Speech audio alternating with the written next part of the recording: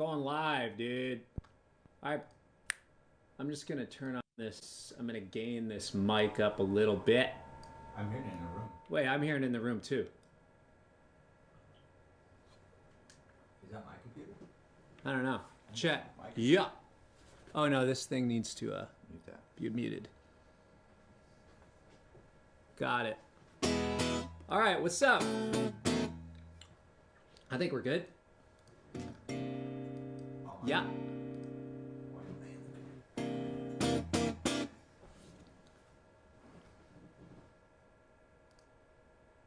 Yeah. All right, what's up? This is Cory. I'm here hanging out, doing a little music lesson thingy.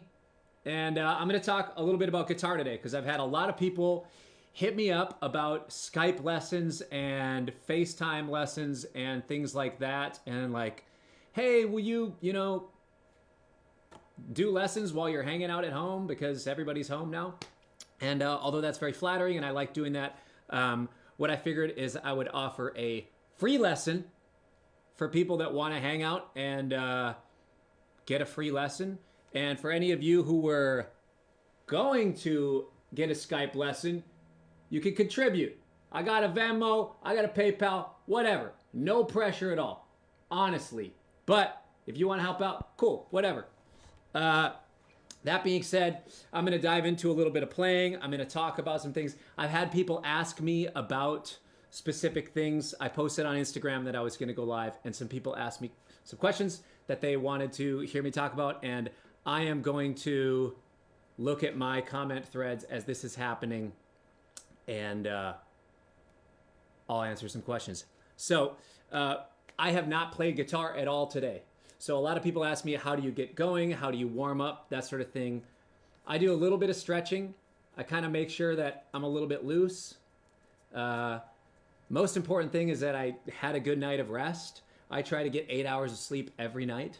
I think that is actually one of the keys to being prolific in your creativity, is making sure that you're well rested and healthy, especially in a time like now where we're all worried about our immune systems. So I do some mostly static stretches, this sort of thing, where I'm kind of just wiggling things out, getting going for the day. I haven't done a lot of physical activity yet today, but I just kind of get going, get myself. Can you hear that? Is that loud enough? I don't feel like it's loud. I'm gonna turn this up a little bit.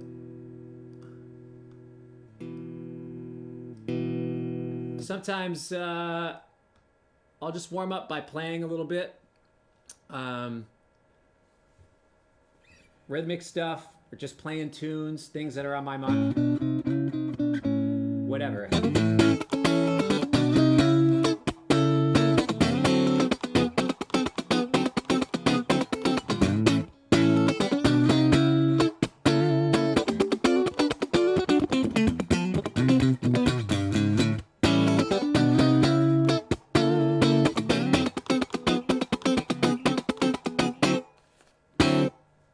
That sort of thing. I'll play a little bit, get going, just kind of play, get my fingers comfortable. When I was in college, I did a lot of warm-ups that are single note things.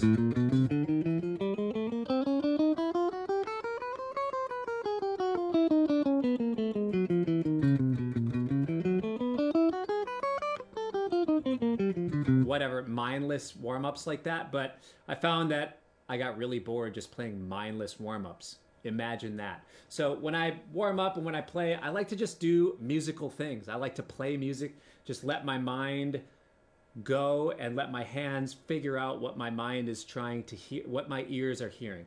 I try to go with, where is my imagination take me? Where is my ear taking me? Rather than, oh, here's these shapes that I learned. And then just playing through those. Although that can be great, and there is a time and a place for that.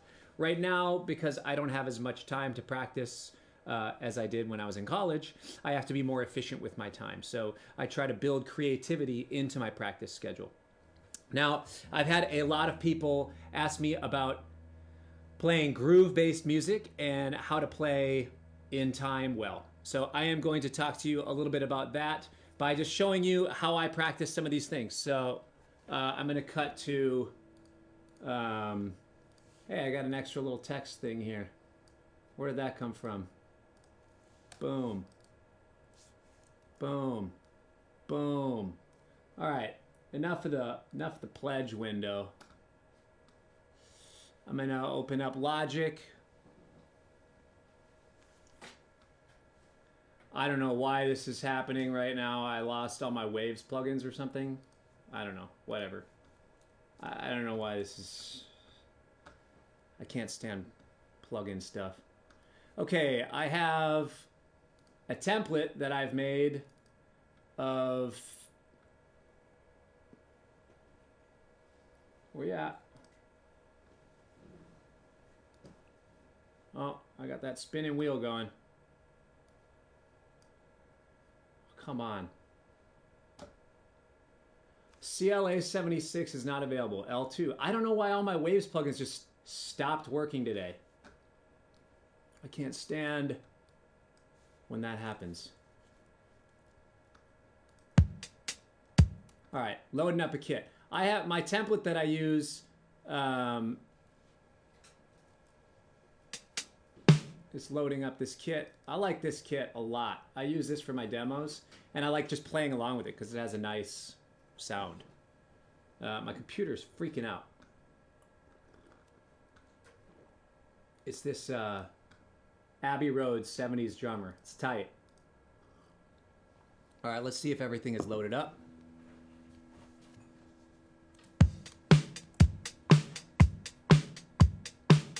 Great. Now, I have this thing going to a click.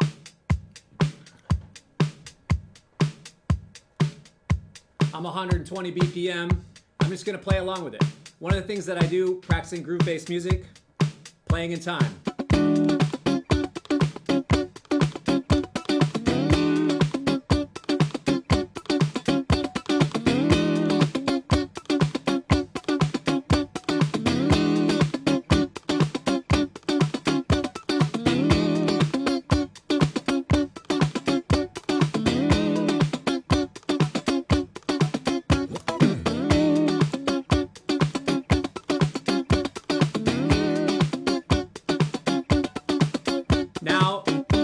Now what I'll do, same exact thing, but I'm gonna try to control my picking to specific string groups. So I'm playing the exact same rhythmic pattern, exact same chord shape, but I'm gonna focus my energy on specific strings. So.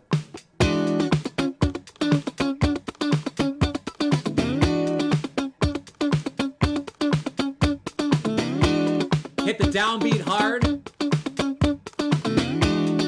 then groove in between.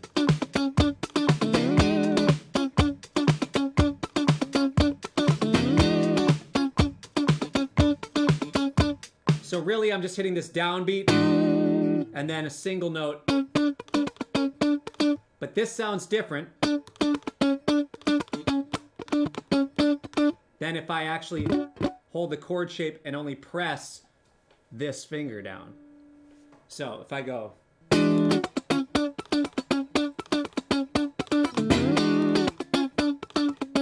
Now I'll add my pinky.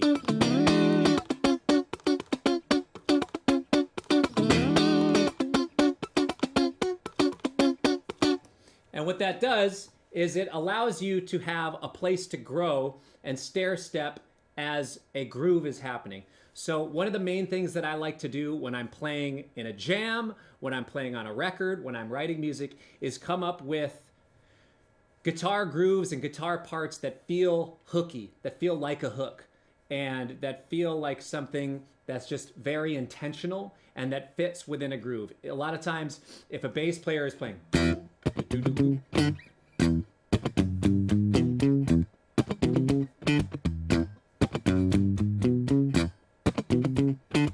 I'm going to find spots to match up with them and spots to play off of them.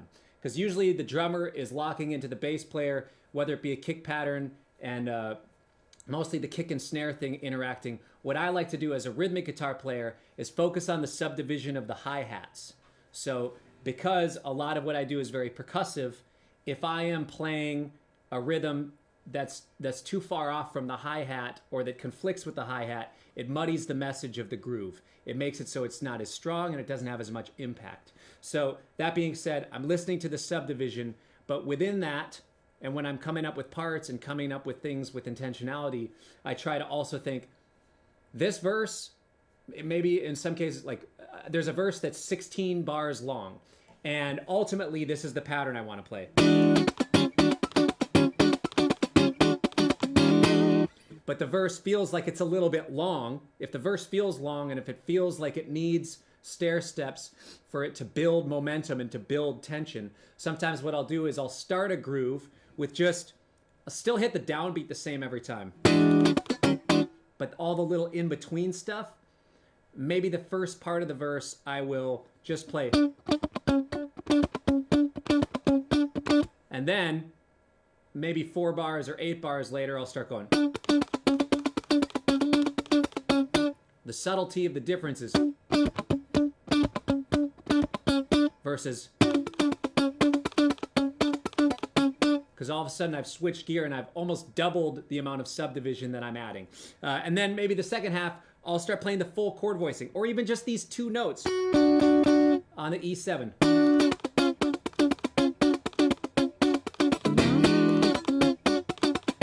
So I'll show you an example of that. And I'm going to close out some of my other windows in my other thing here because it's distracting. Okay. If you're just joining, I'll show you what I got going over here. Just a logic loop that I have built. Okay. Here's the main groove. Here's, if I'm just playing a full verse, 16 bars. Here we go. 1, 2, 3.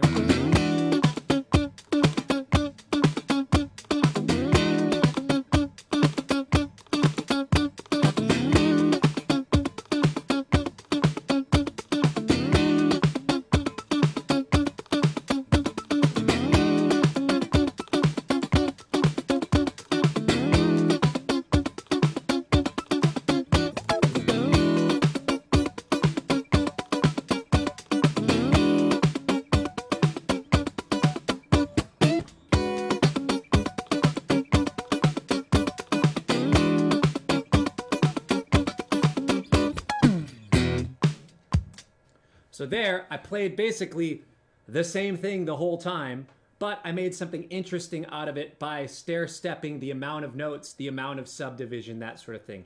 So a common mistake that I hear guitar player, mistake, this is obviously subjective. When I hear a lot of people ask me, what can I do to make my parts more interesting? Like, how come everything just feels like a mindless, endless jam? One of the things that I've noticed, and from talking with other people who I respect their opinions, one of the most common things is intentionality.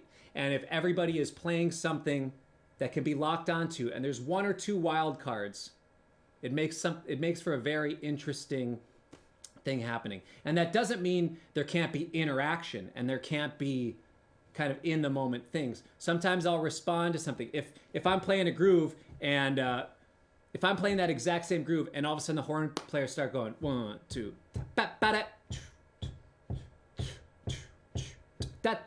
I might start matching that in my groove. So I might go to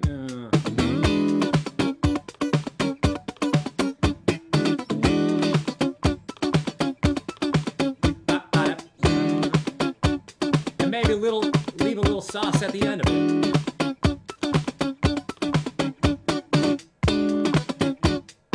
Let it breathe for a second. So intentionality of parts, if a bass player is just wandering the whole time, kind of meandering, making it sound like whatever, it gets boring after a while. And it might be cool stuff happening, and it might be like impressive or whatever, or drummers doing something really impressive all the time, but it starts to get old after a while, especially if everybody's doing it. So I like to come up with parts and be parts of jams where there's intentionality involved, so that way things can morph and develop together, and then everybody's listening on when they can interject their thing. And of course, if there's a focal spot, like if it's a jam and there's a guitar solo happening, you want the people around listening and responding to you, but laying down a foundation that you can step off from. And then when it gets passed off, it's different. So I don't think of it as stifling creativity. I think of it as laying down a groove and a foundation for something, for somebody to be able to express their creativity and just to like live in the groove, live into the in the moment of the thing. So the second part of that, a lot of people ask me, because I'm a rhythmic guy, about time and time feel. And I'll just talk a little bit about it. But one of the things that I like to practice, I go with, I do a lot of different exercises for time. And when I think about time, I think about practicing it in two different ways. One is my mental awareness of time, and two is my physical execution of time. So I talked a little bit about this in my master classes when I was on tour. If any of you are watching, hey, what's up? Good to see you again. And here's a reminder. I hope you're practicing it. But if I'm playing a groove at 120 BPM,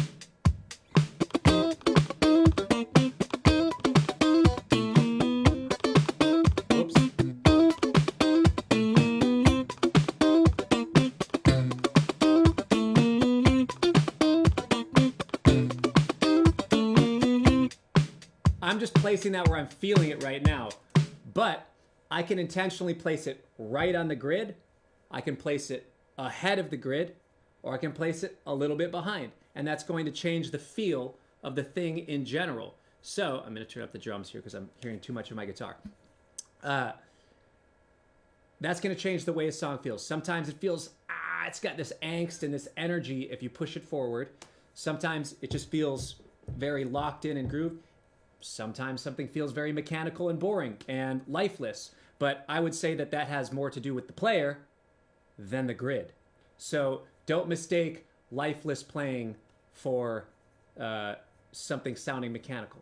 Of course, computers can sound lifeless, and some stuff made on the grid can sound lifeless and mechanical. But there's plenty of stuff that sounds and feels really great that's on the grid. Listen to a lot of the Prince catalog, and anything that Michael Bland has played drums on, his time is insane, and it all feels amazing. So I'll give you an example of a groove right on the grid, a little bit ahead and a little bit behind, and you can kind of see how it feels different.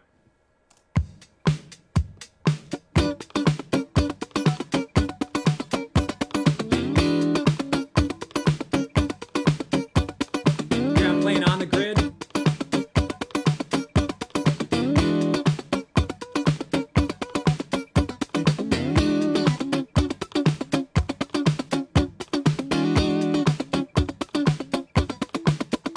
Intentionally thinking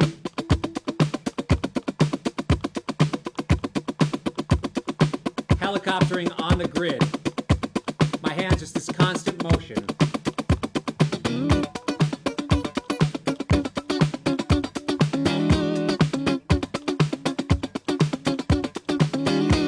Now if I play a little bit ahead, it's going to have like a pushing feel to it.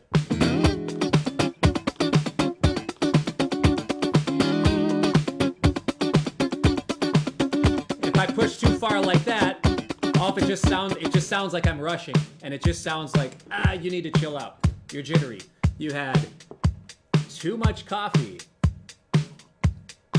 That being said, a lot of this type of music, even when it is at a higher tempo, it should feel a little more relaxed, and it should feel like it sits. That, a lot of times, from what I've found, helps the pocket a little bit. So I'll play a little bit behind and see what that feels like for you. Maybe you like that better than on the grid, but here's a little bit behind.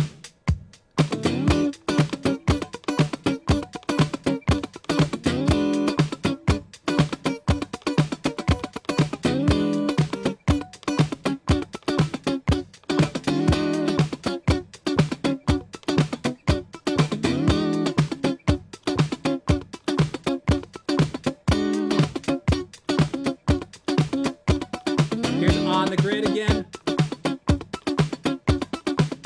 And this is actually where I like things to sit. And sometimes I'll lay back a a little bit of the sorry, I can't talk and play. Sometimes I'll lay back a little bit of the subdivision, but the way that I like to approach my time feel is down the center and sometimes a little bit behind. But it's always, I always try to keep a driving force to it, if that makes any sense.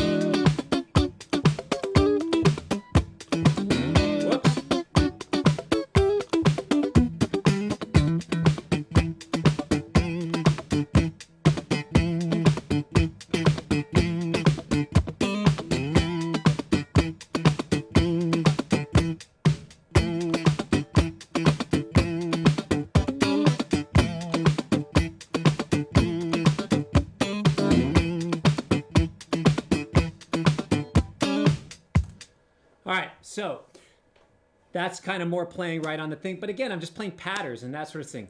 With my right hand, as far as the mechanical motion goes, it's the same thing the entire time. I'm just going...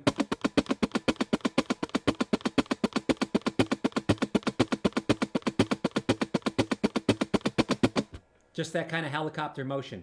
And I never have to think about strumming pattern because the fact that I'm always down, down, up, down, up, down, up. It's 1 E and a, 2 E and a, 3 E and a. And I don't swear by my right hand technique. A lot of people ask me about my right hand technique. I don't know. It's not pretty. It looks like a dead fish flopping around. I get it. Okay, whatever. But what I like to do is just make sure that that steady motion is happening. And then whenever I decide to hit the strings, and whichever strings I decide to hit, and all that stuff, it can be, or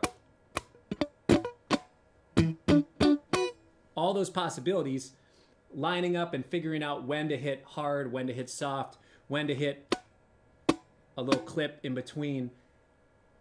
That's up to you, and that's up to where your voice and your nuance is going to come in. So, and although a lot of people think that my right hand technique is amazing and they like to talk about it, I think actually the left hand doesn't get enough credit, because once the motor is going on the right hand, it just stays going. And the impressive thing is just playing in time. Imagine that. I've been playing guitar for 15 years or something. I should be able to play in time. So a lot of the nuance comes from the left hand. So really, if my right hand was just going...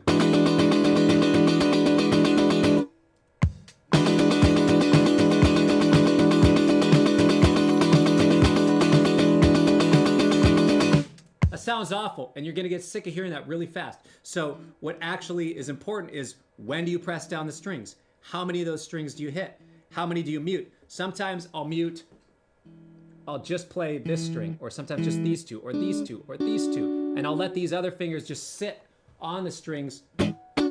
So I'm going to hit the entirety of the strings, but I'm only going to let one note ring out. So now all of a sudden, sounds like there's so much extra juice involved. So with your left hand, the nuance...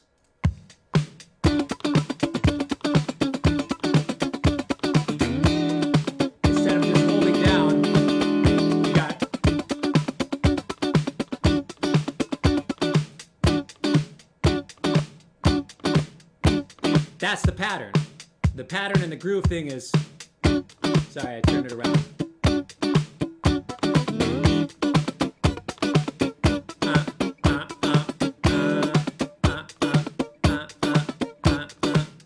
It's that sort of thing. And then you just get in the groove of it. So how do you practice that? Well, there's two sides. The physicality of it, just practicing, playing along with the metronome, getting this sort of thing comfortable. So if I were just playing with a metronome, I'm going to turn it up. The way that I do it, I don't know if it's the greatest. This is some backdoor logic action. Great. Okay, so I'm just gonna go.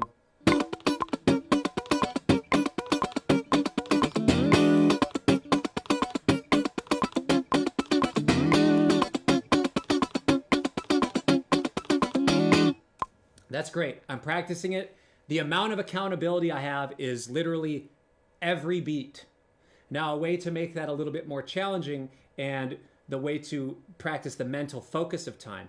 Because, like I said before, you can just physically play in time. And then the second part of playing in time is actually the mental awareness, understanding time, understanding how to lock in to that sort of thing. So, for example, there are a lot of people who are really good at guitar and who have played forever and can shred all over the neck, but their time isn't amazing because they just haven't worked on the mental focus, the mental awareness of it. So they can play super fast, play super technical. We've all seen these people, not just guitar, but on any instrument. I'm just holding a guitar. As soon as they get on the gig, all of a sudden 120 BPM is because they're super excited. Or maybe they're really slow, or they're sluggish because they just ate a gigantic meal and dessert, and now they feel like garbage. So it's when one of the very few objective things about music is tempo. Now, of course, there's nuance and subjectivity to feel and where you place that, like I talked about earlier. But one of the objective things in music is tempo and what the tempo of the song is. So no matter what, if I'm practicing to 120 BPM,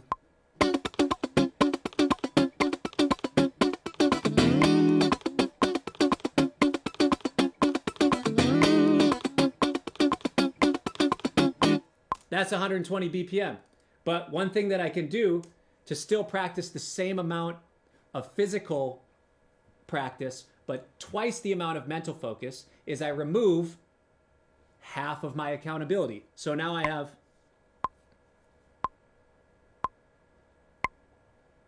I don't like that accent.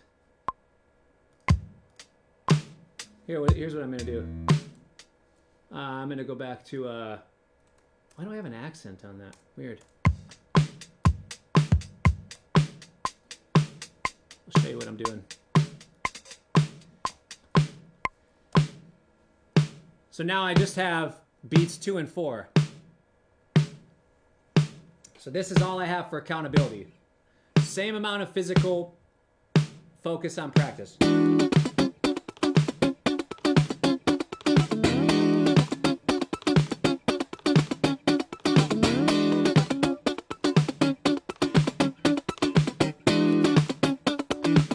Sorry, I lost focus.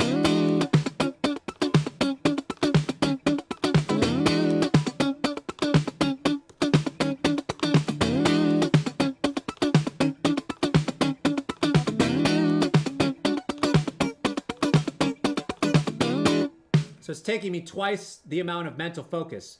And you know what? I'm distracted because I'm looking at your comments. Whatever. Now I know. Get your act together, Cory. Focus. Focus.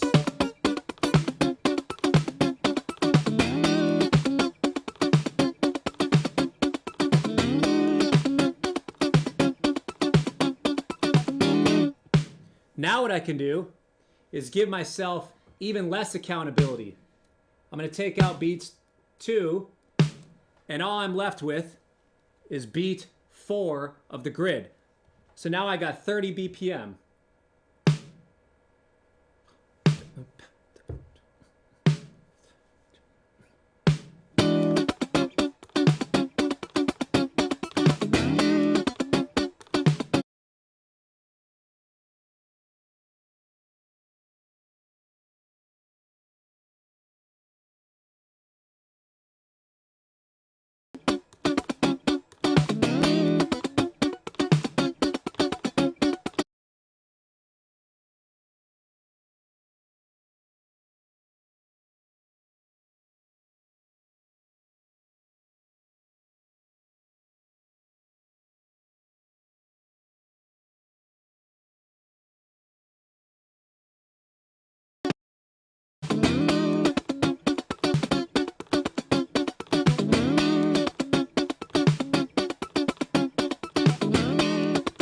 try again.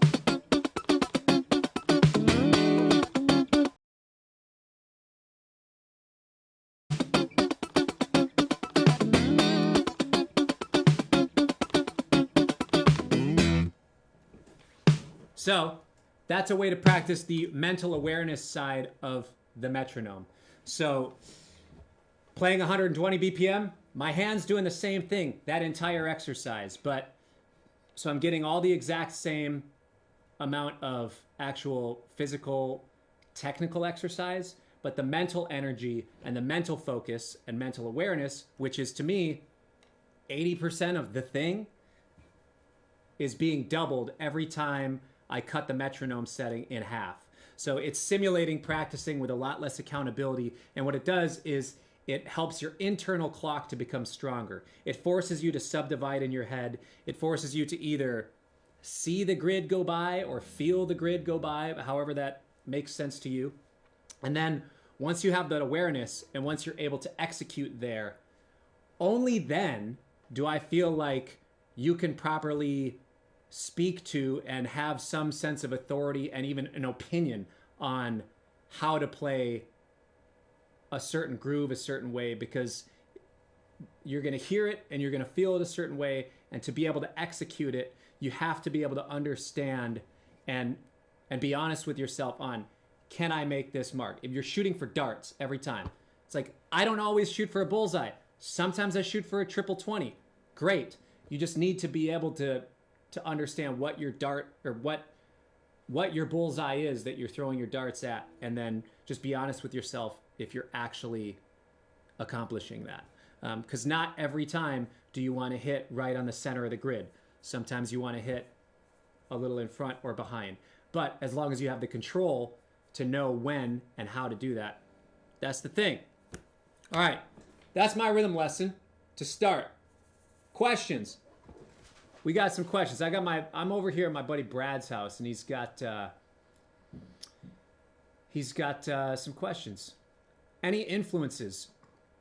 Huge influence, Prince, as far as rhythm guitar. I'm just going to stick rhythm guitar. Prince, John Frusciante, Al McKay, Paul Jackson Jr., Dave Williams, their work on the Michael Jackson records, insane. I'm a huge fan of James Valentine from Maroon 5, incredible player, and he and I have also become friends recently, which is super cool. Nicest dude, great guitar player, and yeah. What albums? I like early Prince stuff. I like the entire Earth, Wind, and Fire catalog. Alagia? Say hi to I'm being told to say hi. These are the good questions, according to Brad. Hard to play with a ring. No, actually, the ring that I use, that sounds funny because it's like a piece of gear, is one of these rubber rings. I had a metal ring for a long time, and what happened is I was doing something and I went like this, and my ring caught my finger and it pulled it a little bit, just enough, like 10% farther than the chiropractor pulls it, and it scared me enough where I just figured I'm going to get a rubber ring. And also, when I used to work on my own car, my dad would yell at me and make sure that I took my ring off, because if I grounded myself on the battery, it would melt through my finger, and he said it enough times to freak me out, so I don't wear a metal ring. Which Dava pick do I use? This guy. And as a matter of fact, I'm, for the sake of whatever, you can go to Wong.com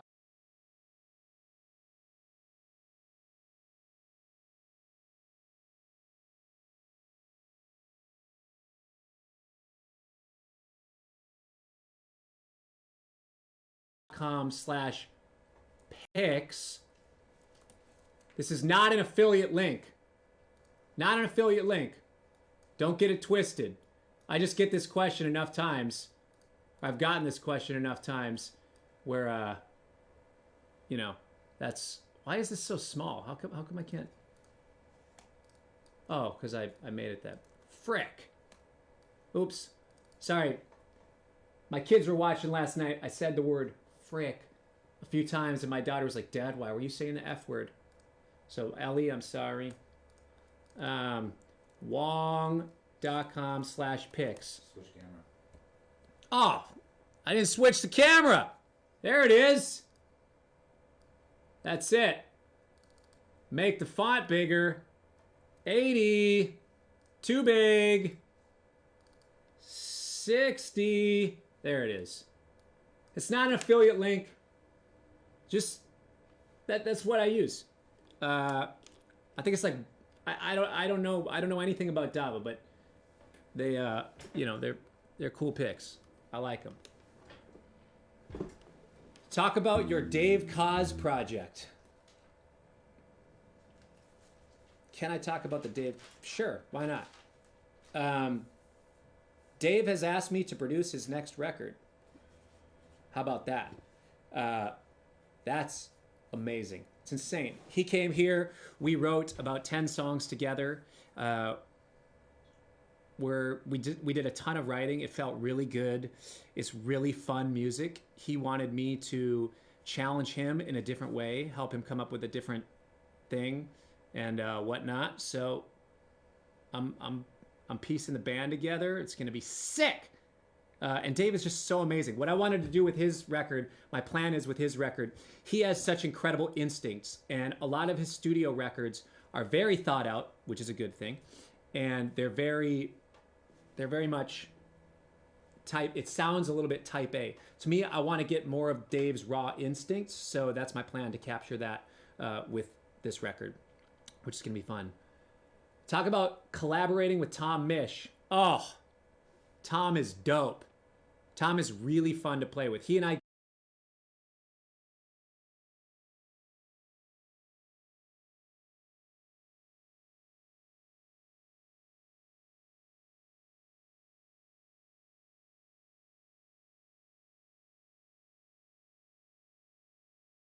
get along really well. Cosmic Sands together for my last record. Why don't I pull it up and play it in the background? Well, that's the pro move, right? Get myself half a penny here. Cory Wong, Cosmic. Offline. Am I offline? So, Tom's fun. We interacted over the internet quite a bit, and then he was like, "Hey, I'm gonna be in LA for a couple weeks at an Airbnb in Santa Monica. There's a little studio. Come by. Let's record some stuff." Because I had asked him to feature on my record. We met in person, and 30 minutes later, this tune was recorded, which was really fun. Like, I had a couple ideas. Basically, that chord progression. I had 2 chord progression ideas that.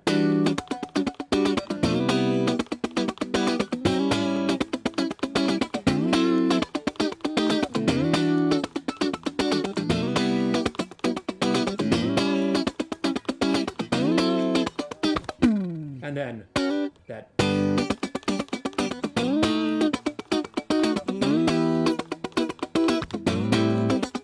Then I went.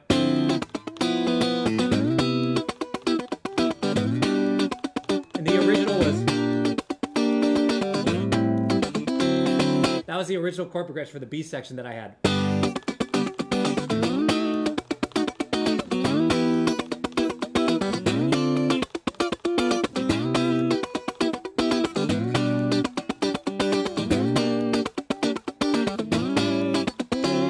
Kind of going back and forth between A minor and D7, that sort of thing. I'll continue talking, and because I can already tell people are going to be asking, Cosmic Sands, that is E minor, 9, C major, 7, A, 7, right? Yeah. F sharp, minor 7. Flat 5, B 7, with a raised 5. That's how I think of it. Crap. You know, I tried to have the John Madden pen to draw, but it didn't work. I normally would go, you know,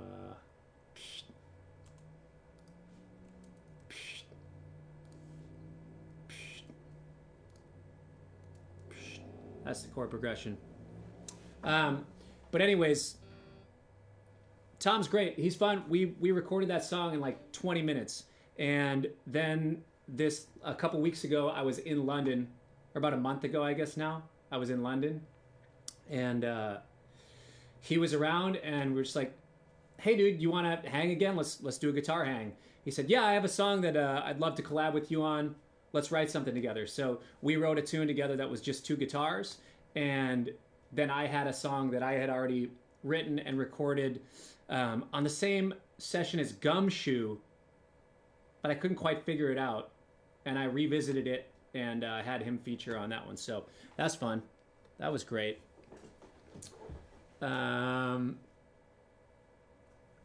Spain, Italy, Dublin, Manchester, Philippines. We're around the world. I like that. I got to get back to Spain. I got to get back to Italy. My heart goes out to Italy. I have some close friends from the Mark Bass and DV Mark family that I've been keeping in touch with, and I know that it's really serious, and that sucks. And I know that it's probably coming for us, but hopefully what we're all doing right now, hopefully most of us are doing right now, is just hanging out mostly by ourselves or in, self-quarantine, staying safe. Other questions? What do we got? Is it true you produced an album in Peru? I did. I actually wrote and recorded a few records in Peru several years ago. My main guitar mentor is a guy named Andres Prado, who's like this Peruvian superstar guitar player. Insane. He taught me a lot of, everything from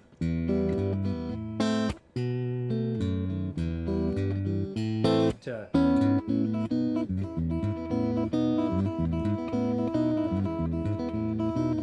Festejo, Lando, all that sort of stuff. And I got really interested in the music, in the folk music of Peru, and I went down and we wrote a bunch of music and recorded a bunch of music together, and with a bunch of people that live Afro-Peruvian music. So I did a big study there, and ethnomusicology project for myself. That was fun. Other questions? Who played bass on Starks and Ewing? I played bass on Starks and Ewing. You can see it in the video. Other questions? Was the John Baptiste Nate Smith session just a one-off? Yes. The John Baptiste Nate Smith session. We recorded St. Paul. Then we recorded Home. And then John left, and KG, Kato, Nate, and I recorded Companion Pass. They left, and I recorded a version of Airplane Mode solo guitar, but I didn't love the way that I played it, so it didn't come out. Finland, India, Rome, Argentina, Denmark. Yes! Kroner in the house. I like that. I like that. All right, if you're just joining, hey, no pressure. We're hanging out. I'm chilling by myself right now, giving the kids and my wife a little alone time. Everybody needs a little alone time right now, personal time. I'm chilling at the studio now, doing some music lessons, whatnots. No obligation to contribute. But I had a lot of people ask me about Skype lessons, or what are you going to do? All your gigs are canceled. I don't know. I think I'll be fine. I heard stuff starting to get canceled in June and July. That would suck so bad. I know a lot of other people have it way worse than me, so I'm not going to complain. But, I mean, it just sucks. I can say that. So, if you want to contribute, great. Venmo, PayPal, whatever. No obligation. You might be in a tough spot. I just want you to enjoy, some guitar lessoning or whatever, Just chill. No pressure. Let's take a couple more questions. Then I'm going to talk about guitar tone when I'm recording, because I'm just going direct into my Apollo right now. Can you repost the bass video for Cosmic Sounds? I didn't. I think I went Facebook Live when I did Cosmic Sands. and when I was recording the bass for that, and I don't think it's on my phone. Oh, speaking of Tom Misch, though, check this out. Let me find a little sneak peekage of that sesh, because that was fun. It's not the song you think it is. Oh, you're not going to hear anything because we were going DI, except for Pitar's drums.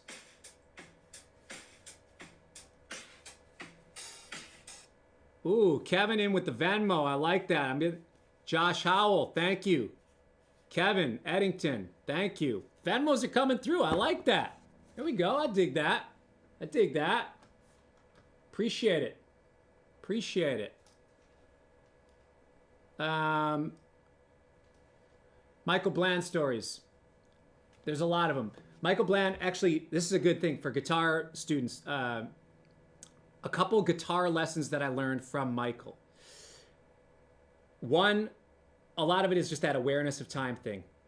One time I was doing a session that he was producing, and it was an acoustic guitar session, and I'm playing, and he's like, you sound amazing, but all of your beats 2 and 4 are like 40 milliseconds behind the beat, and I need you to match the snare. I need you to be right on the grid. It's like, what are you talking about, 40 milliseconds? Like, you can't hear that. And sure enough, I played it again. He's like, nah, man, you're still just a little bit behind on it. Just play right on it as soon as you get there. Just don't think about it. Or like, don't try to hit earlier. Just think about hitting. Line up right when the bell of the metronome hits rather than in the center of it. Whatever. I thought he was crazy. Sure enough, the Pro Tools engineer showed me the session, and I was like 35 milliseconds behind the beat, and I have no idea how he hears that much nuance, but that's why his time and feel is amazing, is because he has that much awareness. The other thing is, when I was first starting to play with the combo, Mambo's Combo, which is a band that I was playing with, like when I met all the guys from Wolfpack at Bunkers, and it's where I met Prince a few times, and where he came down and watched the band. But Michael Bland and Sonny T, the rhythm section, when I was playing, a big thing of what I learned was not to play so many notes in a single chord. Not just like, oh, you're playing too many notes, like shreddy, whatever. It's just like, don't play as thick of a voicing. Because what happened is there was a keyboard player who had an organ, a whirly, and 2 other keyboards, and all this other stuff happening, and there was a lot of stuff. So I didn't need. Sorry, I was distracted by a text. That's why I got weird. A lot of voicings happening. I didn't need to play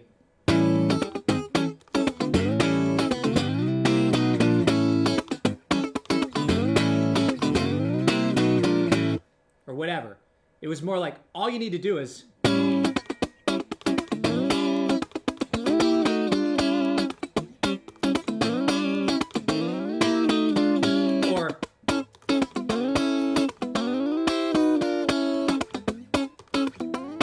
the rest of the harmonic information is being put out there, is already taken care of. You don't always need to play such a big voicing. That's something I learned from Michael Bland, and I'll keep the Michael Bland stories to lessons that I've learned. Progression I am most proud of. I don't know.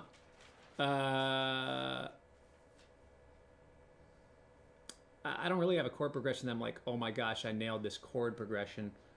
Life progression? Yeah, the progression of life. I'm glad I've made it here. I just had a birthday, and I switched over into a new age bracket. Kind of exciting, because the algorithm is learning me, and I, in turn, am learning more about myself thanks to what the algorithm is putting out there to me. Because, not that it is determining what I think, but it's showing me what my peers and my look-alike audiences of my age bracket are like. And I can compare myself to them, or just see what other people like me are interested in, or what advertising companies think I'm gonna be into. Whatever. What's up, Taiwan? Nice. Nice. String gauges. I don't know. Tens. I don't know what the other string gauges are. All I know is that this one is 10. That's it. Whoa, Peter. Peter, who from E-Sessions. I'm at my buddy Brad's place, and I met Brad 10 years ago. 20 years ago. Wow, it's been since I was okay. I met Brad when I was a teenager, and he had a studio, and he was just getting going, and I've been working with him a lot since. And Peter, a guy who has liked my video, was the engineer for the first record I did. So, hey. My action is very low, which is why you hear a lot of my stuff buzzing. Actually, I just got it set up. Feeling good. All right, Ted. Anyway, I'm going to move on from questions to tone. We're going to go into tone. So, a lot of people ask me about my guitar tone. I have a video on the Universal Audio YouTube page. This right here, this is my microphone that's just like right there. And then this channel is my guitar. So the first thing I like to go through is a compressor. I know the API 2500 is normally like a bus compressor. I just wanted any compressor with a blend knob. So this could be, I don't know, something else. Some other compressor that has a blend knob. Brad, what's another compressor that has a blend knob? I don't know. I don't know. DBX 160. That doesn't have a blend knob, does it? I'm just talking like the UAD stuff because that's what I'm using right now. Hardware emulators. Yeah. That's probably all you got. The API is ahead of its curve on that. Yeah. I mean, that thing's great. Whatever. And then if I want to get a little bit of amp sound like I've been doing, I use this the Ampeg SVT because it's clean. This is the default setting or whatever.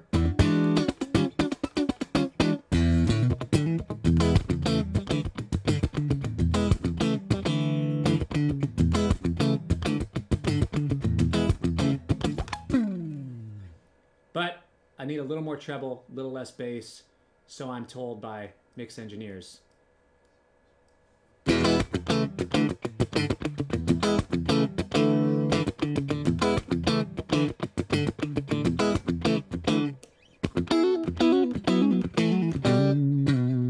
Great.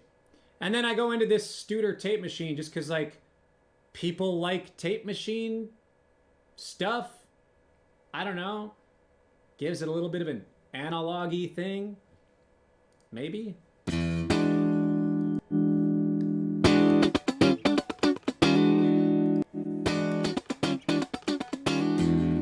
It's not fair because I'm using it to turn up the volume, but, you know, whatever. I use that a lot for just recording direct guitar. And if I'm going right in, I do UAD record, and then that way the plugins just print however I record it. But then my other preset is just like DI. This one I need a little more, I just need more volume, so I'm gonna... So if I'm just looking for just that, like,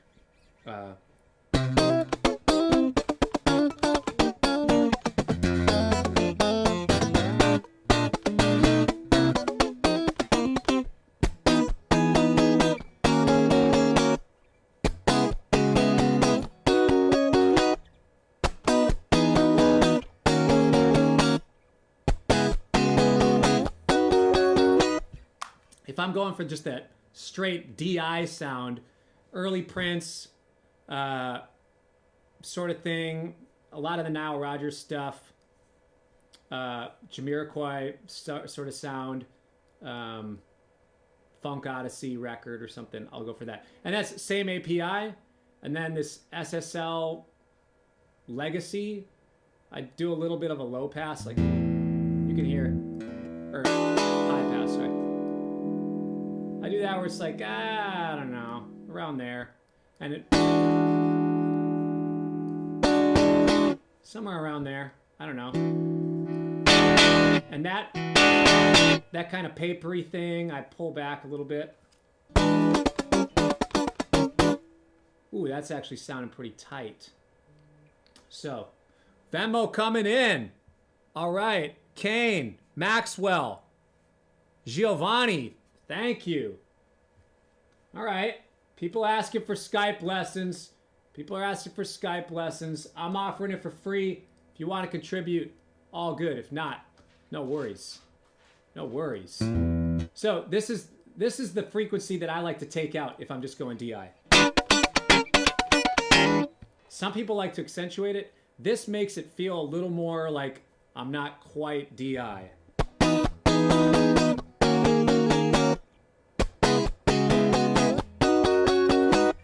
Now if I took this plugin off, I don't know, does it make that much of a difference? It's all about the nuances. Tone is in the nuance. Whatever, great. And then again, Studer. Now, if I'm not using the UAD stuff, if I just do a, if I remove all these, if I remove all of these, go back to Logic, and I'm just going, I'm gonna have latency because of my master bus. So here's just what my guitar sounds like direct in on its own. Oop, you're hearing a little bit of that, you gotta mute this. Otherwise, this has a tiny bit of latency here. But, you know, whatever. Okay, so here we go.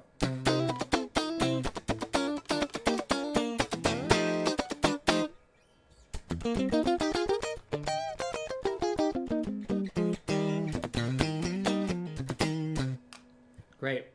Okay. I have this setting that I use, just my simple guitar. This one is a little bit dark for me normally out of the gate.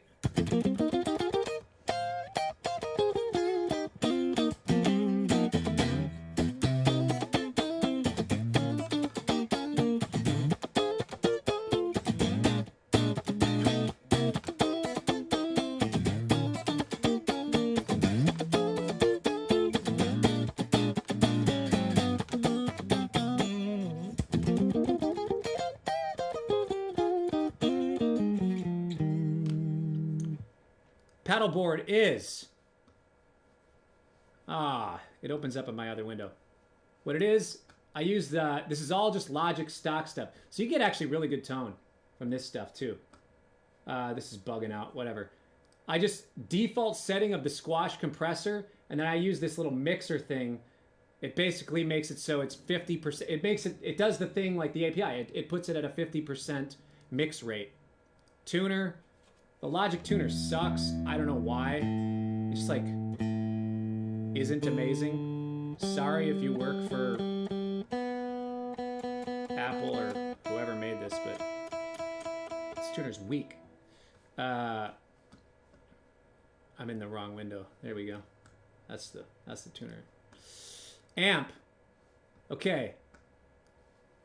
I'm using this brownout vibrato. I don't know what the default setting is. But for me, the money is turning the presence down a little bit. Gain is really low. Verb, off.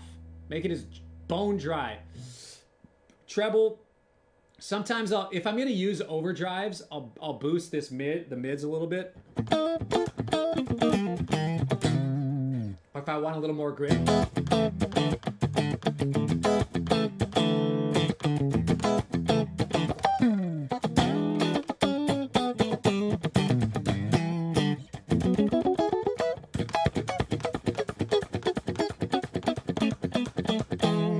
Great. But also, I like having the microphone placement a little bit off center. So, here's what it's like center. A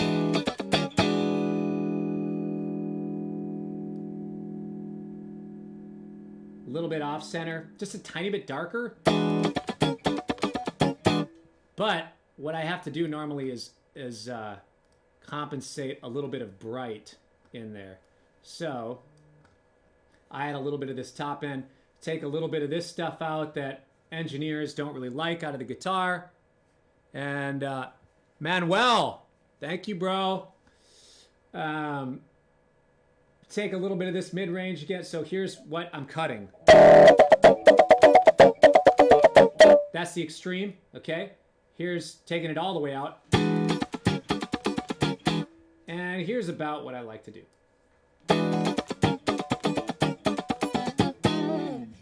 Sucker's clipping, isn't it? Whoops.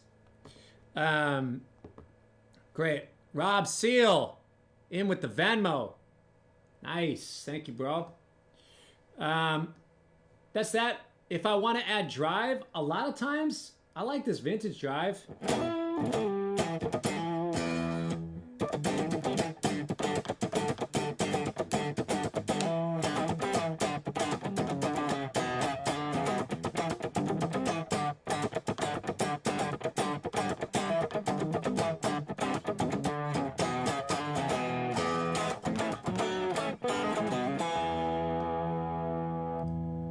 And the other thing I'll sometimes do, if I just want to go straight up DI sound, is, here, I'll show you, I'll build it.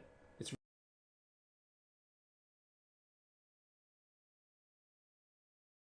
really simple. It would be simple if these just all open in the right thing, but I go squash compressor, mixer, EQ, boom. I don't need any action under 40, 50 hertz on my guitar. Something like that-ish. Something like that-ish. That-ish. We'll see where this goes. And then,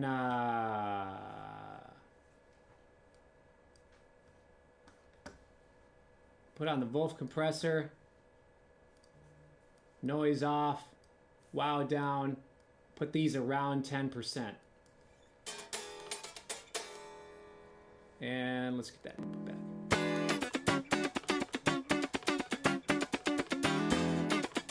That sounds dope too. I mean, it sounds great. It's fun. It's fun. I mean, it just serves a different purpose. Like, that one is going to sound different. You know, there's certain settings where that's going to sound great. This...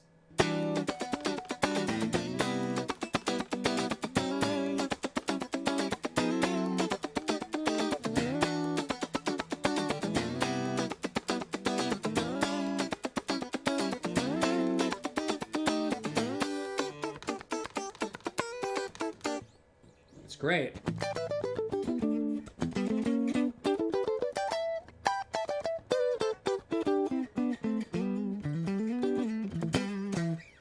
But the thing is, just understanding what the things do. So for me, I'm not somebody who's necessarily worried about having a distressor or a, you know, an LA2A, whatever, or certain things. Obviously, there are certain pieces of gear that are going to inspire me a little bit more, that are going to draw out my tone a lot faster and easier. But for me, to get my guitar tone, the main thing that I'm trying to do is get a little bit of compression happening on the way in, tame some of the frequencies that need to be tamed, that are going to get tamed anyways, or that I don't want to hear as much of in the long run. So, for example, I'm pulling some of the low end out, I'm pulling a little bit of those mids around 600-ish out, and I'm pulling some of that extreme top end out, which is like what an amplifier does anyways. So it's like simulating an amp cab, or I don't know if amp cabs are like, they don't produce frequencies above 12K, 15K, something like that. So I pull out some of those highs, and then I throw on the Wolf compressor, which will do a similar thing to like some tape saturation. And that's that. or I just use an amp without the EQ and it does some of that thing on its own. So there's a lot of ways that you can get your tone and a lot of fun ways. I have yet to find a single plugin that does it all. There are some really cool companies I know doing that stuff right now. Like, I just downloaded this one that's really dope. Is what is that? Archetype Abasi. This dude Tosin Abasi. It's like his own plugin. Okay, it's metal, right? But he's got this one that's freaking sweet. Or, sorry, Ellie. I'm not supposed to say that word. That's really cool. It's got like his pedals in it. Compressor.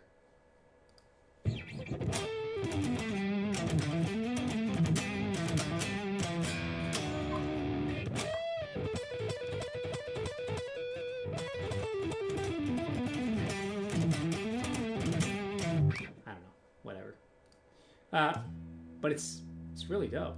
This thing sounds cool. And yeah, I don't know. Like, there's a lot of gear that can get you to your thing. Give me some volume, some output.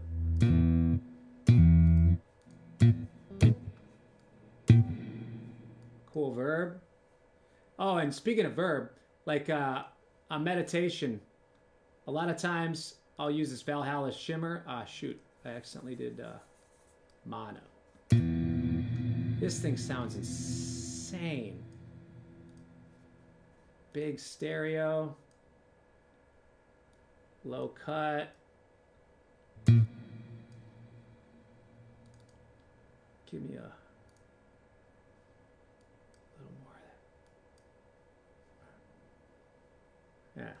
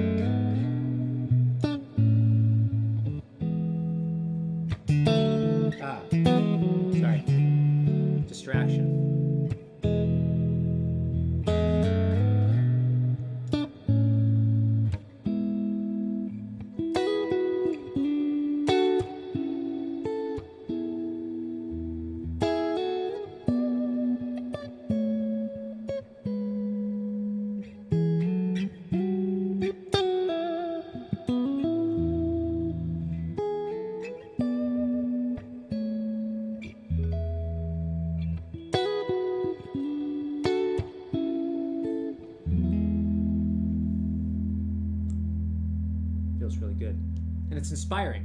Like right now I just feel inspired you know, by what I'm playing. I don't care if I'm clipping. I don't know if I'm clipping on your end, whatever, but it's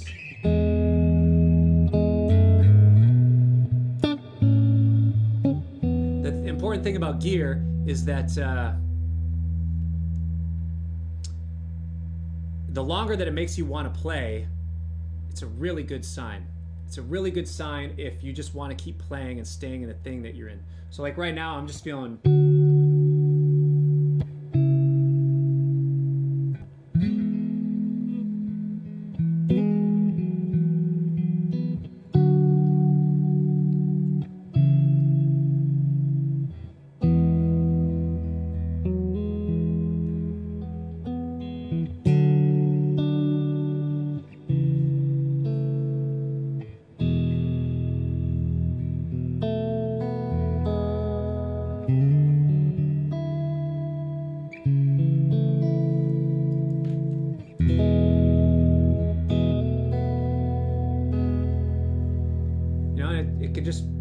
nice to just play a tone.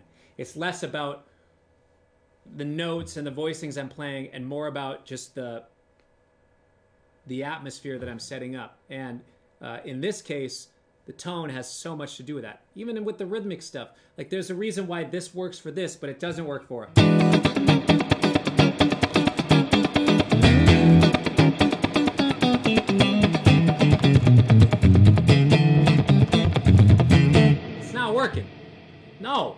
Get that verb off.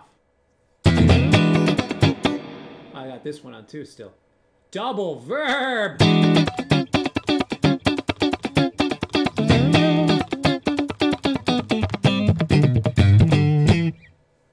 So there's certain things that the tone has so much to do with what you're playing. Anyways, that's my tip on tone. I'm going to take a couple questions. Then I'm going to talk about remote recording and playing tracks for other people, because I imagine for many of you who are musicians on whatever level, you're going to want to be collaborating with other people right now, and you can't really do that in the room yet.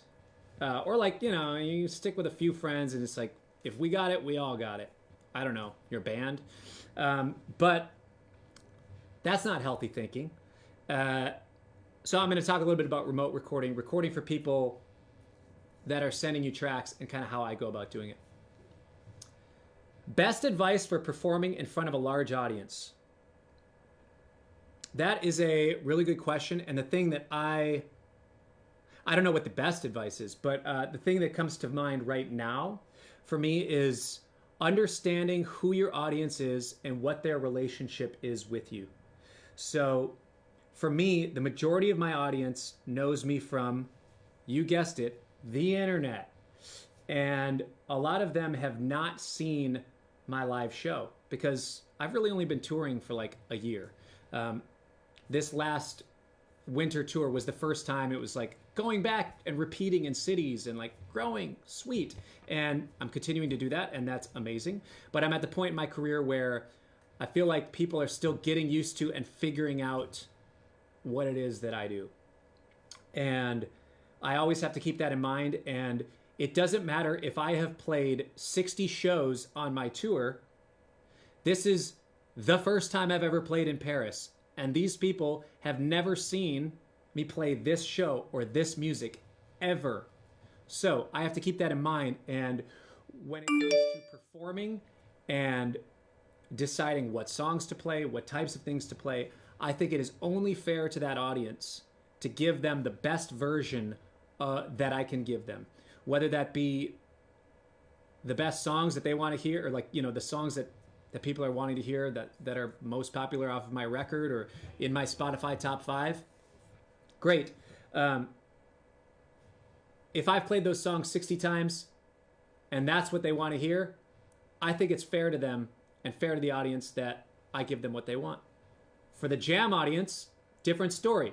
If I play Boulder, Colorado and Denver, Colorado back to back, I got to make sure that I switch up the set list a little bit. Or, if I'm playing just a few weeks ago, I played a festival in Florida and I did 2 sets in one day. One was like I was hosting a jam thing, kind of last minute came up. But the first one, Cory Wong set proper. I'm going to deliver a certain set of music there, but I'm also going to make sure that I have a handful of things later that I can play so I don't have to repeat things, understanding what your audience wants to hear. Jam fan base doesn't want to hear you repeat songs. They want to hear a new experience every time. And I hope to be able to deliver that in a different, nuanced way.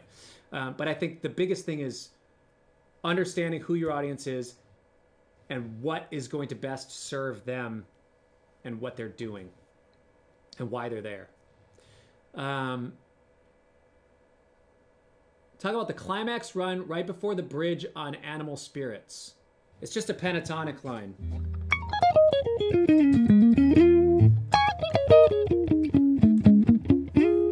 But it gets harmonized in thirds there. That's it. Hi, Edinburgh. Ooh, Edinburgh. That's how I say it. Crap.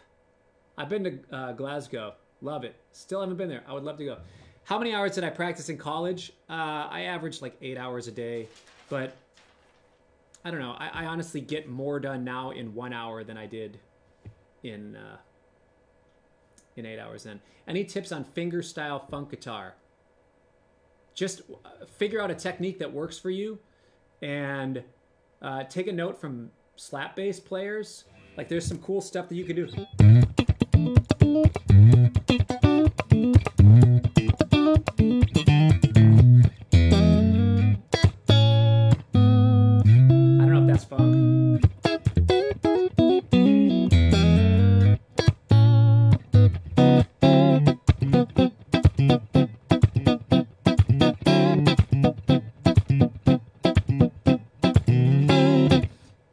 classical technique exercises are going to get you comfortable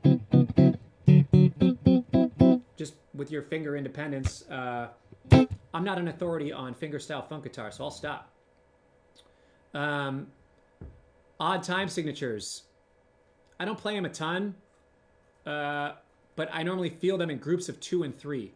So gaku gaku gaku gaku gaku gaku gaku gaku gaku gaku gaku gaku gaku, that sort of thing. How do I minimize injury? I stretch a lot. Like at the beginning of this video, I was stretching, that sort of thing. I stretch a lot before and after I play. And also I used to do some Alexander technique things. I went and saw, I see a physical therapist just because, like, oil change style, where it's preventative maintenance, spinal alignment, and just making sure everything's, they work out scar tissue, that sort of thing. Because when you play as much as I do, it becomes a physical thing in a similar way that athletes have to do certain types of physical therapy. I do the same thing guitar-wise with my hands and arms. Highlights from jam crews. Hanging with Charlie Hunter. Jamming with Charlie Hunter. Easy. Super fun. Single coil pickups. I use the Seymour Duncan Antiquities. These, you'll see, have a red line on some of them because they built me a set to see if I like them. And we're working on, I'm working with them on a project. So, coffee or tea? Depends on the time of day. I'm drinking coffee right now, which is why I'm wired, distracted, all over the place. But hey, Pakistan, Switzerland, Greece, all places I want to go. PayPal account? Yeah, you got it. Hey, no pressure. Music lessons and whatnot. A lot of people asked me, wanted to do Skype lessons with me. That's fun, that's great, but I figured it's better to just do free lessons for people over the course of the next few weeks. So I'm going to do a little thing on songwriting, how I make my demos, how I make my recordings, a little thing on producing. Hey, I'm not the greatest in the world, but I got a perspective. I got some experience, and if you want to hear about it, come join me. And if it's something that's of value to you, it feels educational, that you would have paid for anyways, hit me with it. If not, hey, no pressure. Talk about my solo on Golden. I used a wah. Other than that, I went right into Logic with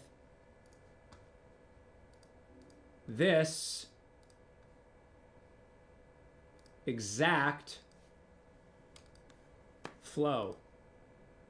Pedal board. I used this. I maybe pulled the drive down a little bit. What's going on here?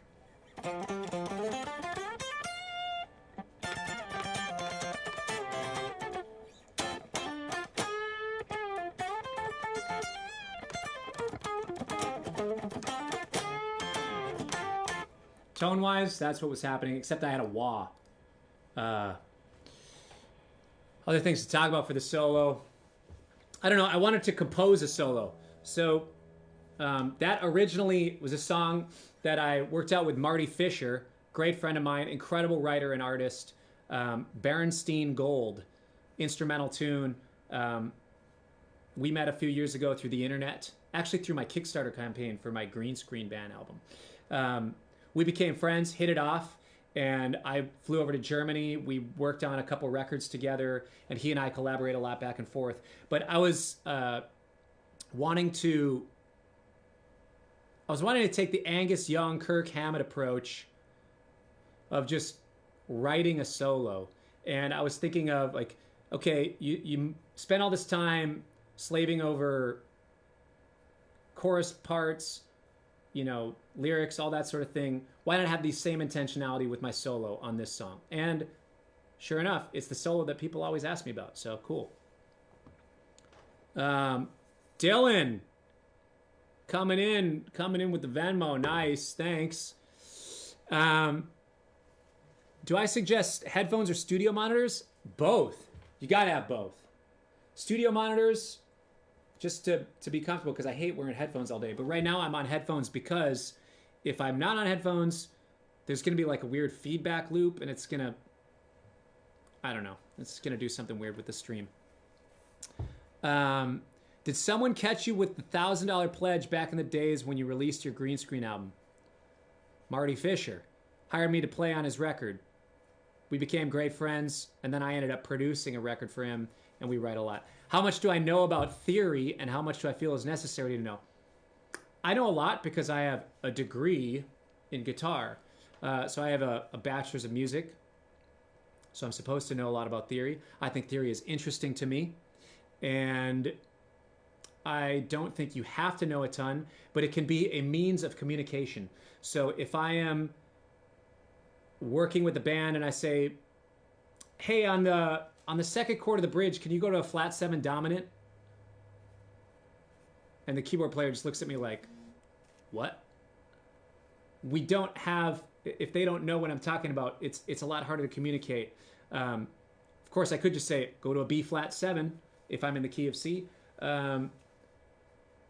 But I think more than anything, music theory gives you a better understanding of musical function. It doesn't mean that you're a great musician if you know music theory, and it doesn't mean that you're going to make great art if you know music theory. It just means that you know music theory. Just because you can speak English doesn't mean that you're a poet. I'll leave it at that. Or, speak French. How did I get into songwriting? Do I use sheet music? I used to use sheet music a lot. I don't use it as much anymore. Now I kind of make my demos using Logic, Pro Tools, voice memos, that sort of thing. I'm going to do in a couple days, maybe tomorrow, maybe next week. I don't know. I'll do one of these things all about songwriting and my process of that.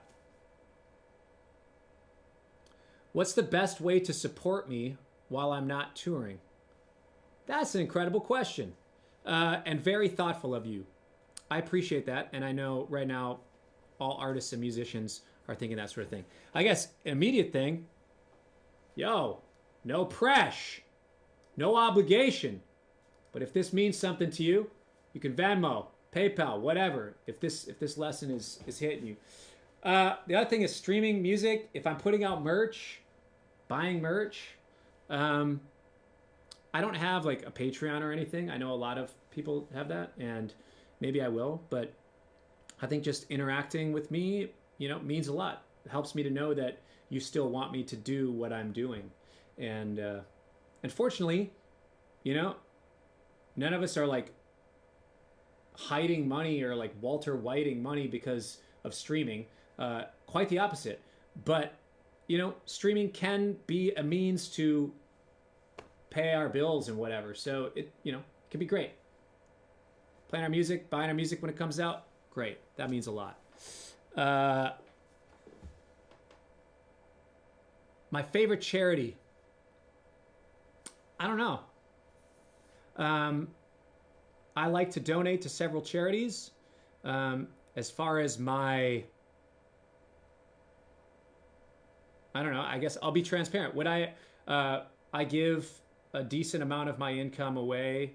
I give a 10% tithe to the church that I go to, because I feel that's important for, me and my family. And I also will occasionally give to Salvation Army, American Red Cross. There are certain musician relief funds that I'll give to because I don't always have the direct thing of knowing who needs stuff. But also sometimes it's like if I see somebody or hearing from somebody and they're like, hey, we're sponsor a child, this is what we're doing, this is how we're doing it. Sometimes I'll look into the way the company works, but if I'll try to get a good understanding of the people around. If I get a good vibe and I feel like, hey, yeah, I'll sponsor a child, I'll do that sort of thing. There's a handful of people that we done that for, and it's great. When is the next lesson? I don't know. Maybe tomorrow. Probably not going to do Sunday. Maybe Monday. I'm gonna do several of these. I'm just testing it out. I don't know, because it seems like something that a lot of people actually have asked me about. So here I am. What's the best VST for recording guitar? Mauricio, wait until this is over and go back to about halfway through. I went through how I use some of my plugins for guitar.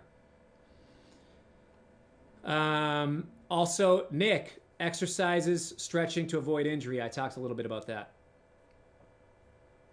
Writing songs, that sort of thing. I'm going to talk about that in my next live. Keep an eye out. Kentucky, cool. I played in Kentucky once. What's up, Ian? How's it going? Ian's dope. Ian's a great trombone player. What's some other questions? We got anything else, or do I need to start talking? Remote recording. I feel like the questions have dwindled down. I'm still hitting this. It's the last thing I'm going to talk about. Remote recording for other people. So I already talked about kind of some of my workflow as far as how I get my tones and whatnot. But as far as actually recording for other people, I'll show you. I got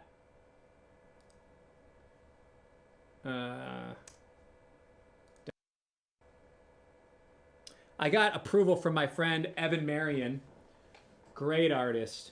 Wow, the Waves plugins today, come on.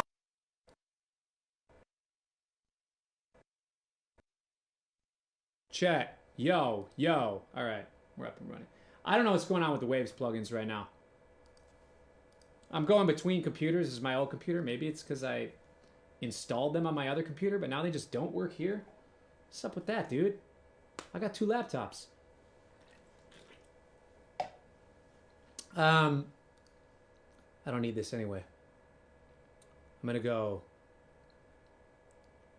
FGX. Actually, no. Let's try this other one. One of my friends convinced me to buy this.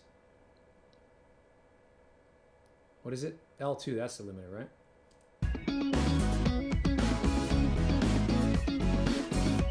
I just want to have this so I can get it.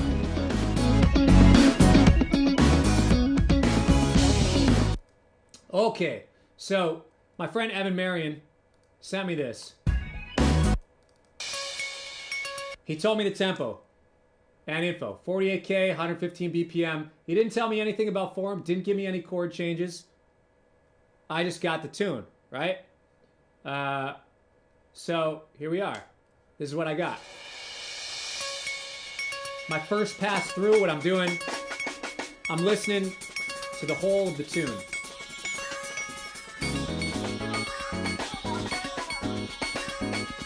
Feels like it's stair-stepped up a little bit there.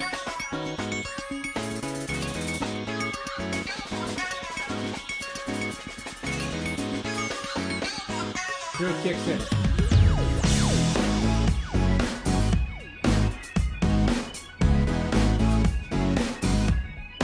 Then, verse, second half of the verse. This, when I was first listening to me, sounded like it was a pre-chorus, but I think it's actually a chorus. Doesn't matter. As long as I try to make markers, so that way I get an understanding of the song. I get an understanding of form, flow. This part is the same as this part. This verse is the same as this verse. Whatever. So I try to get an understanding for the song, what's happening, and I try to start hearing guitar parts rather than letting my hands go on, oh, here, I should do this guitar trick. Nope. It's what am I hearing? How can I contribute to this and either double what's happening or add to something that's already there, or do something completely different because they're looking for something additional. So sometimes I'll add to something that I'll add a piece of guitar to something that's already functioning. I'll just enhance that. Other times I'll add something different to give a different type of either rhythmic momentum, harmonic density, or energy. So the first thing that I heard actually coming out of this, I thought that was a cool synth arpeggiator sort of thing. So I kind of mimicked it with the guitar second half of the intro.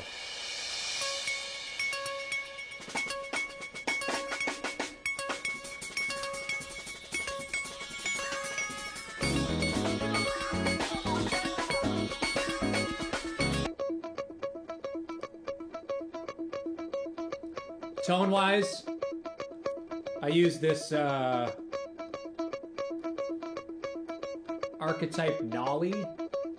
Nice, clean tone.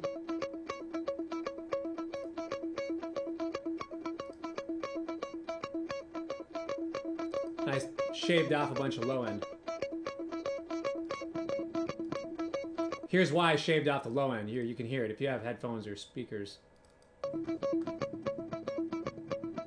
Here's some of that extra noise. Let's just clean that right up. Great, it makes me sound like a better guitar player. Imagine that! Same exact part, just doubled. Hard pan left and right. Okay, so that's that. I thought that would add a little bit to this thing.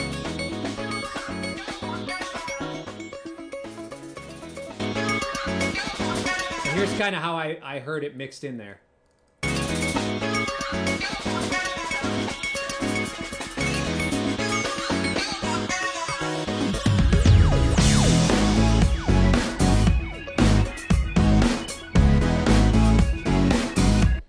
Just adding to a little bit of that thing that's already happening, but guitar.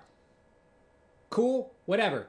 I feel like the main part though, I felt like guitar-wise, I could add some rhythmic. There's a lot of harmonic information happening already. Tons of harmonic information with the synths, the bass. You got that thing going. You got the you got the bass.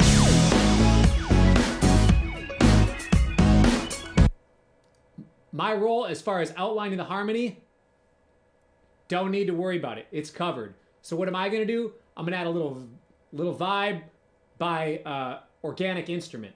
There's a lot of synthetic stuff happening. Cool, a lot of programming, synths, that sort of thing. The guitar itself, I want to do something that feels very real, like a real instrument, whatever. Not that the other ones aren't, but something that's more organic. I don't know, it's the wrong word.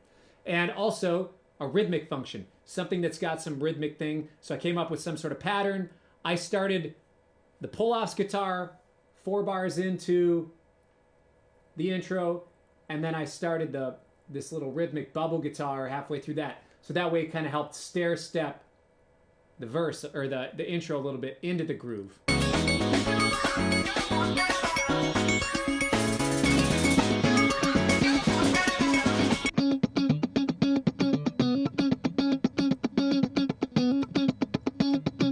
This one I felt like I needed a little compressor, so I did my compressor trick.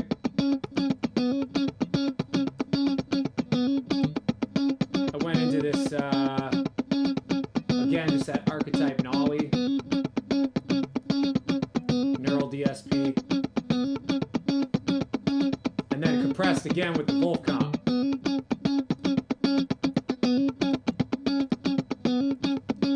Just added some and just stuck to a part because there's so much other stuff happening that's cool. I felt like that.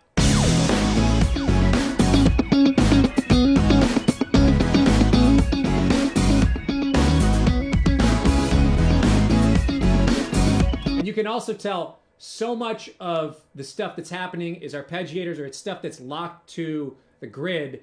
The drums and the bass, you can tell have a little bit of play in there.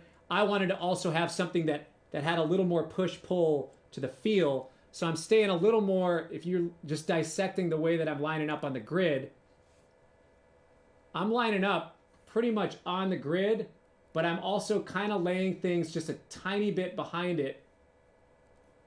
Like if you're watching right here, you know, I'm staying on the grid or a little bit behind because I wanted to give it felt like it needed a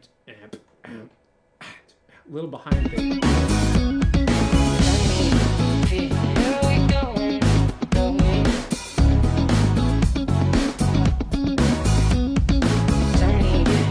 Felt like it.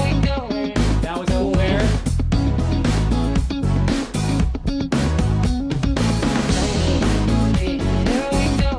Second half of the verse, add these little pull-off things just to give it a little. It's a long verse, so I just figured give it a little something extra second half.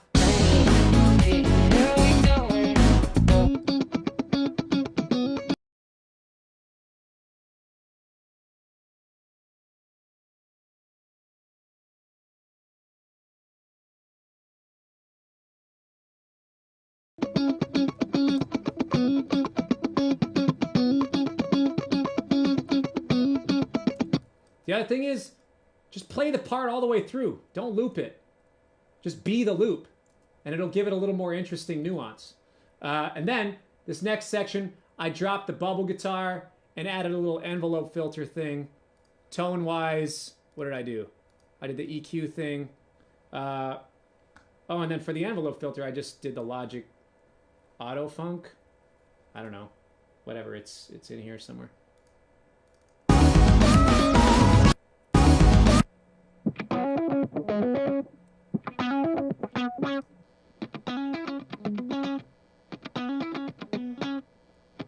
That's without it.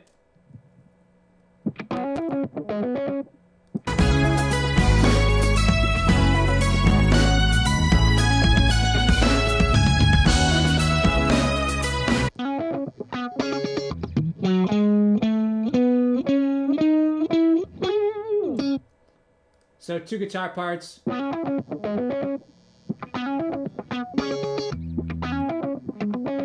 Little response thing. So 1 guitar part's playing one thing, the other's got a response. So maybe a pan them left and right, and then it does a cool little thing. Kind of like that Jamiroquai Little L tune.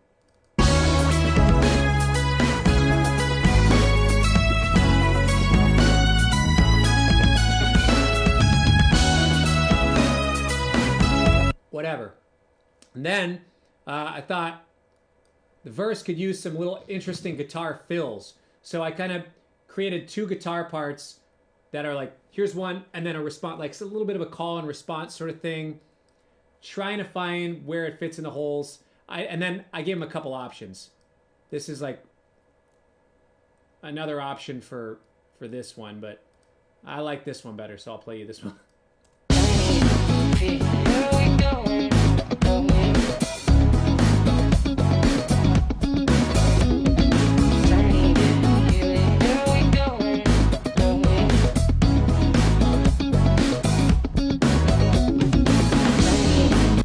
So you can hear that. I'll turn this way down so you can.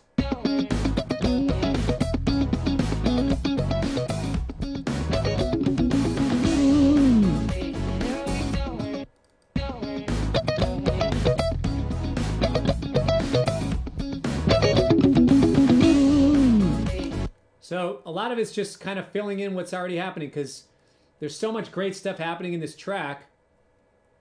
I just want to do something that adds to it but doesn't get in the way. Does my guitar part get in the way a little bit here?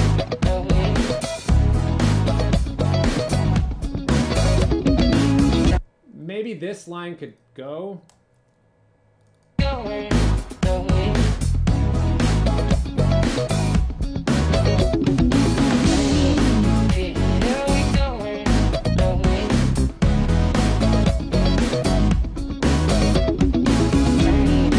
I don't know. But tell you what, I gave Evan the option. It's there. I got it. If he wants to use it, he can use it. Great. If not, no big deal.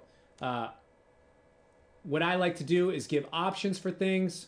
There's certain stuff that I think it's important to just give people options for their thing. But also, he gave me pretty clear direction on what he wanted for this tune. So the other thing that I do, with Logic, it's easy. I unmute these, and then on a logistics thing, I export all tracks as audio files. I throw them in my Dropbox. Let them do their thing. I'll stop it for now. And then the trick is, you know, whatever it is. That's a funny sentence, actually. Then I copy Dropbox link. That way, I know no matter what, if this thing gets uploaded, it's all or nothing. When he downloads it, it's all or nothing. And this is something that I learned from John Fields, who mixes a lot of my tunes, is I used to send him session folders.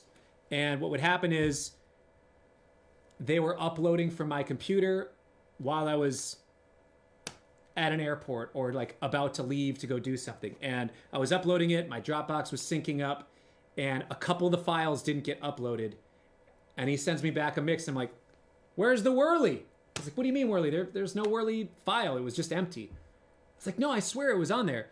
So it's just like, it didn't get there. So what a lot of the pros like is if you compress and send a zip file of either your entire session or just the entirety of the stem bounced from 0.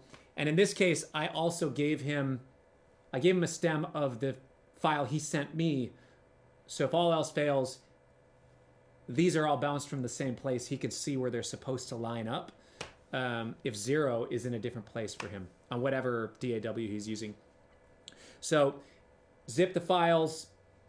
That way you get an entire package of the thing. It's either you downloaded the whole thing or you got nothing. And I found that really helps because it alleviates any, where was that one thing? It's like either you got it or you didn't. Okay. I could open up another session. I could take some questions. I'm only going to hang here for another few more minutes because I gotta work on some other stuff. Favorite comp stomp box. I've been using the Wampler Ego compressor for a long time. How do music teachers encourage individuality with a standard lesson plan? I think building creativity and building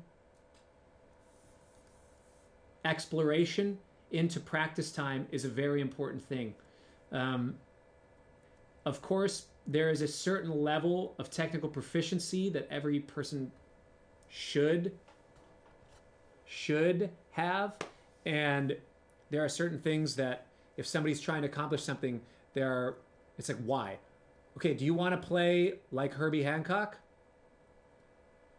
A good way to learn to play like Herbie Hancock is to transcribe his records, but also figure out why he's coming up with or where he's coming up with the certain things, analyze his music. And then that is now a vehicle for the teacher to say, okay, here's the kinds of chords voicings he's using. Here's the kind of chord progressions. Here's the kind of time feel. Here's the kind of interaction with the other musicians. Here's these melodic lines or scales or arpeggiated figures or, chromatic approach notes that this person is using. Whatever. Once there's an objective and like a creative spark, I want to be able to do this thing. Then teach the technique of that thing and they'll have a better understanding. And then, just building creativity into it. Play my part on Aunt Leslie. My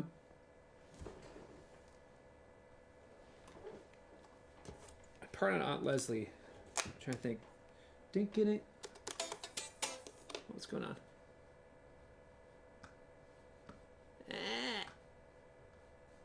All right. I'm going to go back to this. Reset, channel, strip, Cory, simple guitar. Okay.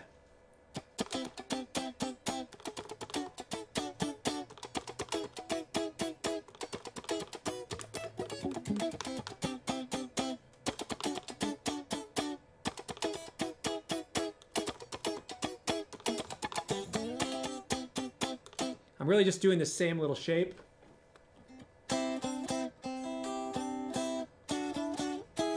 And then I'm doing a little pentatonic. Sometimes I go.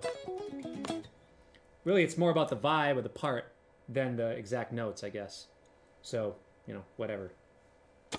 1, 2, 3.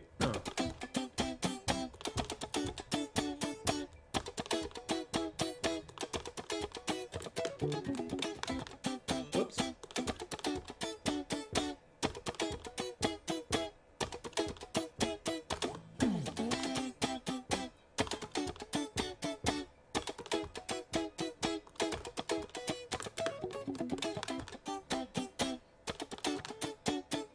I literally have not played that since September 28th, the MSG show.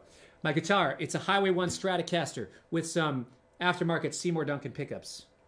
I normally use the Antiquity Surf pickups. Great. I'll pull up another sesh. There's another remote session I just did.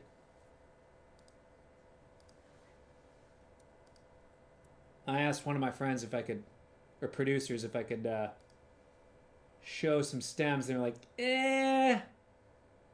don't do that. I don't want to give it away yet.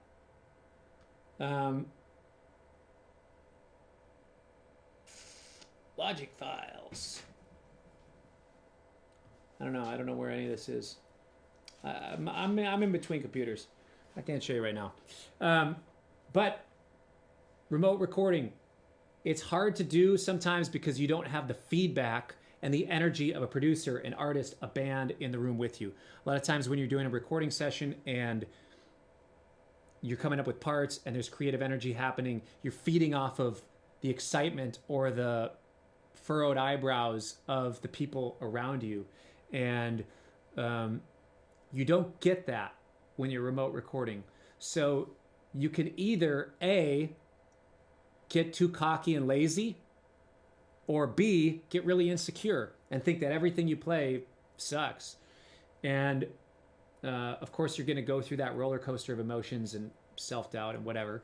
But I think if there's as many things about it that you can make objective, it will help you through the process. And once you get comfortable with the process, the creativity will be there. So I would say first, the first and foremost thing, if you're going to be doing remote recording for people, get your setup and workflow down.